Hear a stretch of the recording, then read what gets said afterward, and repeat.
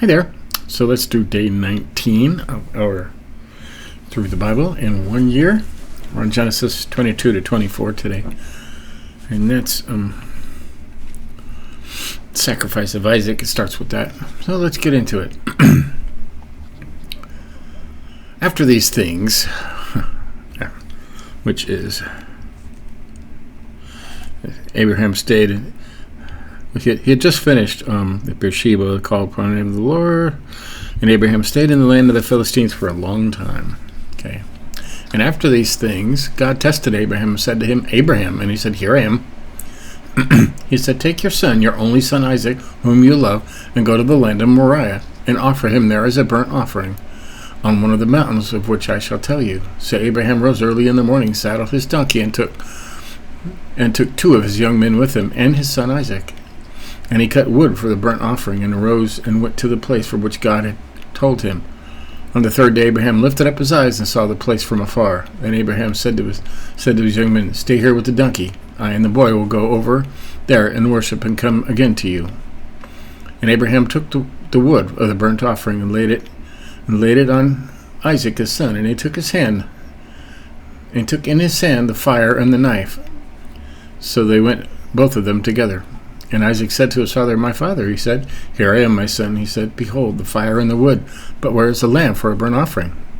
Abraham said, God will provide for himself the lamb for a burnt offering, my son. So they went both of them together. When they came to the place of which God had told him, Abraham built the altar there and laid the wood on the altar, and bound Isaac his son, and laid him on the altar on top of the wood. Then Abraham reached out his hand and took a knife to slaughter his son. But the angel of the Lord called to him from heaven and said, Abraham, Abraham. And he said, Here I am. He said, Do not lay your hand on the boy or do anything to him, for now I know that you fear God, seeing you have not withheld your son, your only son, from me. Okay? This says from me, but this says the angel of the Lord called to him. So, is this angel of the Lord, is this God? Because this is God speaking. He says, your only son from me. This is interesting. Some people think God walked the earth himself with these people back then. And Abraham lifted up his eyes and looked, and behold, behind him was a ram caught in a thicket by his horns. And Abraham went and took the ram and offered it up as a burnt offering instead of his son. So Abraham called the name of that place, The Lord Will Provide, or see, as it is said to this day, On the mount of the Lord it shall be provided. Right? And the angel of the Lord, this may be God, called to Abraham a second time from heaven and said, By myself I have sworn, declares the Lord, because you have done this and have not withheld your son, your only son, I will surely bless you, and I will surely multiply your offspring as the stars of heaven, and as the sand that is on the seashore. And your offspring shall possess the gate of his enemies. Their enemies. And in your offspring shall all the nations of the earth be blessed, because you have obeyed my voice. So Abraham returned to his young men, and they arose and went together to Beersheba, and Abraham lived at Beersheba. Now after these things it was told to Abraham, Behold, Milcah, who has borne children to your brother Nahor. Uz, his firstborn, Buz, his brother, Chemel, the father of Hemet, Chesu, I don't like reading these names, can you tell? Pildash, Jilbath, Bethuel, the father of Rebekah. These 8 Milcah bore to Nahor, Abraham's brother. Moreover, his concubine, whose name was Reumah, bore Teban, Gaham, Tahash, and Maacah. Busy dude, huh? Sarah's death and burial. Sarah lived 127 years.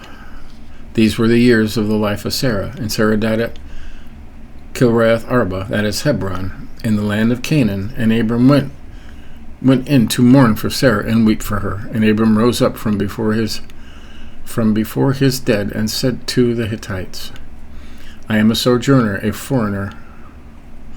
That means somebody who just recently is living there, sojourner, and a foreigner among you. Give me property among you for a burying place, that I may bury my dead out of my sight. The Hittites answered Abraham, Hear us, my lord, you are You are a prince of God among us. Bury your dead in the choicest of our tombs. None of us will withhold from you his tomb to hinder you from burying your dead." Abraham roused and bowed to the Hittites, the people of the land. And he said to them, "If you are willing that I should bury my dead out of sight, hear me and entreat me for Ephron, the son of Zohar, that he may give me the cave of Machpelah, which he owns. It is at the end of his field, for the full price. Let him give it to me in your presence as property for a burying place." So you have to buy it. Now Ephron was sitting among the Hittites, and Ephron the Hittite answered Abraham in the hearing of the Hittites, who also went in at the gate of the city. "No, my lord, hear me. I give you the field, and I give you the cave that is in it. In the sight of the sons of my people, I give it to you. Bury your dead." Then Abraham bowed down before the people of the land, and he said to Ephron in the hearing of the people of the land, "But if you will hear me, I will give the price of the field.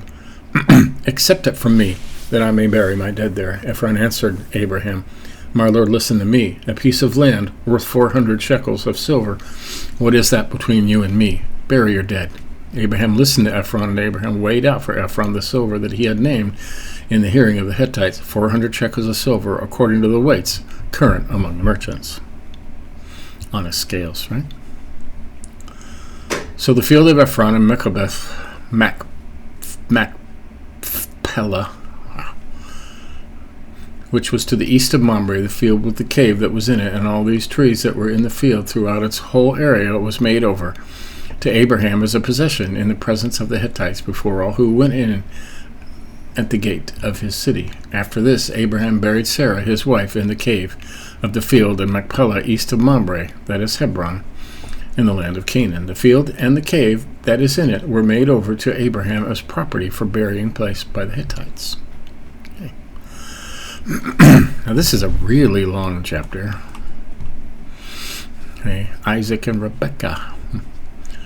Now Abraham was old, well advanced in years, and the Lord had blessed Abraham in all things. And Abraham said to his servant, the oldest of his household, who had charge of all that he had, "Put your hand under my thigh, that I may make you swear by the Lord, the God of heaven and the God of earth, that you will not take a wife for my son from the daughters of the Canaanites, among whom I dwell, but will go to my country and to my kindred, and take a wife for my son Isaac." The servant said to him, "Perhaps a woman may not be willing to follow me to this land. Must I then take your son back to the land from which he came?" Abraham said to him, "See to it that you do not take my son back there. The Lord, the God of heaven, who took me from my father's house and from the land of my kindred, and who spoke to me and swore to me, to your offspring I will give you this land. He will send his angel before you, and you shall take a wife for my son there. But if the woman is not willing to follow you, then you will be free from this oath of mine, and you must not take my son back there." So the servant put his hand under the thigh of Abraham his master, and swore to him concerning this matter. All right. Then the servant took 10 of his master's camels and departed, taking all sorts of choice gifts from his master. And he arose and went to Mesopotamia, to the city of Nahor. And he made the camels kneel down outside the city by the well of water at the time of evening, the time when women go out to draw water. And he said, "O Lord, God of my master Abraham, please grant me success today, and show steadfast love to my master Abraham. Behold, I am standing by the spring of water, and the daughters of the men of the city are coming out to draw water. Let the young woman whom I shall say, 'Please let down your jar, that I may drink,' and who shall say, 'Drink, and I will water your camels,' let her be the one whom you have appointed for your servant Isaac. By this I shall know that you have shown steadfast love to my master." Before he had finished speaking, behold, Rebekah, who was born to Bethuel, son of Milcah, see, they're related, right? The wife of Nahor, Abraham's brother, came out with a water jar on her shoulder. The young woman was very attractive in appearance, a maiden whom no man had known. She went down to the spring and filled her jar and came up. The servant ran to meet her and said, "Please, give me a little water to drink from your jar." She said, "Drink, my lord," and she quickly let down her jar upon her hand to give him a drink. And when she had finished giving him a drink, she said, "I will draw water for your camels also until they have finished drinking." So she quickly emptied the jar into the trough and ran again to the well to draw water, and she drew for all his camels. The man gazed at her in silence to learn whether the Lord had prospered his journey or not.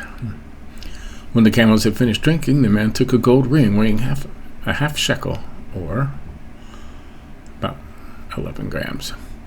And 2 bracelets for her arms weighing 10 gold shekels. Wow. And said, please tell me whose daughter you are. Is there room in your father's house for us to spend the night? She said to him, I am the daughter of Bethuel, the son of Milcah, whom she bore to Nahor. She added, we have plenty of both straw and fodder and room to spend the night. The man bowed his head and worshipped the Lord and said, blessed be the Lord, the God of my master Abraham, who has not forsaken his steadfast love and faithfulness toward my master. As for me, the Lord has led me in the way to the house of my master's kinsman. The young woman ran and told her mother's household about these things. Rebekah had a brother whose name was Laban. Laban ran out toward the man to the spring. As soon as he saw the ring and the bracelets on his sister's arms and heard the words of Rebekah, his sister, thus the man spoke to me. He went to the man, and behold, he was standing by the camels of the spring. He said, come in, O blessed of the Lord. Why do you stand outside? For I have prepared the house and a place for the camels. So the man came to the house and unharnessed the camels and gave straw and fodder to the camels, and there was water to wash his feet and the feet of the men who were with him. The food was set before him to eat, but he said, I will not eat until I have said what I have to say. He said, speak on. So he said, I am Abraham's servant. The Lord has greatly blessed my master, and he has become great. He has given him flocks and herds of silver and gold, male servants and female servants, camels and donkeys. And Sarah, my master's wife, bore a son to my master, and when she was old, and to him he has given all that he has. My master made me swear, saying, you shall not take a wife for my son from the daughters of the Canaanites in whose land I dwell, but you shall go to my father's house and to my clan and take a wife for my son. I said to my master, perhaps a woman will not follow me, but she said, the Lord before whom I have walked will send his angel with you and prosper your way. You shall take a wife for my son from my clan and from my father's house. Then you will be free from my oath when you come home to my clan, and if they will not give her to you, you will be free from my oath. It means he's going to set him free. Right? I came today to the spring and said, O Lord God of my master Abraham, if you are now prospering the way that I go, behold, I am standing at the spring of water. Let the virgin who comes out to draw water, to whom I shall say, please give me a little water from your jar to drink, and who will say to him, drink, and I will draw for your camels also. Let her be the woman whom the Lord has appointed for my master's son. He said this already. Right?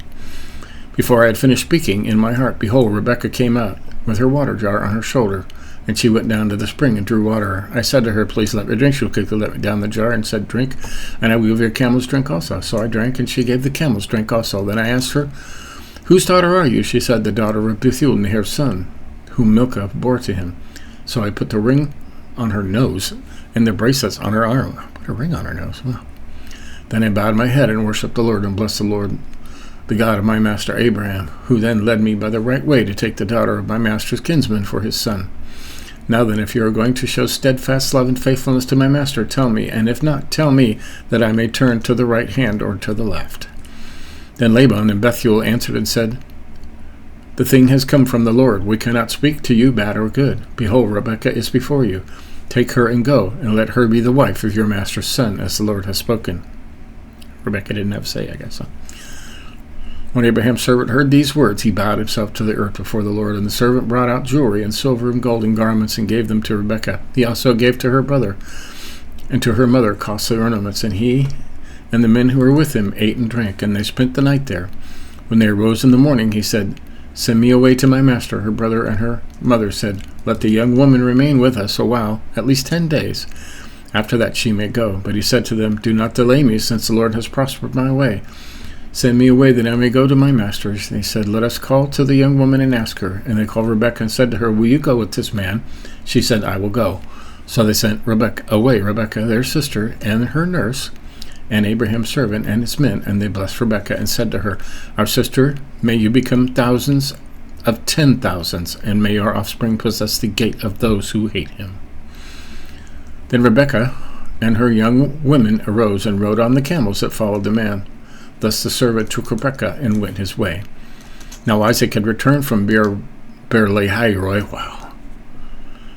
and was dwelling in the Negeb, and Isaac went out to meditate in the field toward the evening, and he lifted up his eyes and saw, and behold, there were camels coming, and Rebekah lifted up her eyes, and she saw Isaac. She dismounted from the camel and said to the servant, who is that man walking in the field to meet us? The servant said, "It is my master." So she took her veil and covered herself. And the servant told Isaac all these things that he had done. Then Isaac brought her to the tent of Sarah his mother, and took Rebekah, and she became his wife, and he loved her. Right? So Isaac was comforted after his mother's death. So, there you go. Isaac is on his way to populating the entire world, isn't he? And that was 22, 23, and 24. That's all very interesting. And what's happening? What's going on tomorrow? I like to look ahead, Abraham's death and all his descendants. Oh, that's going to be fun.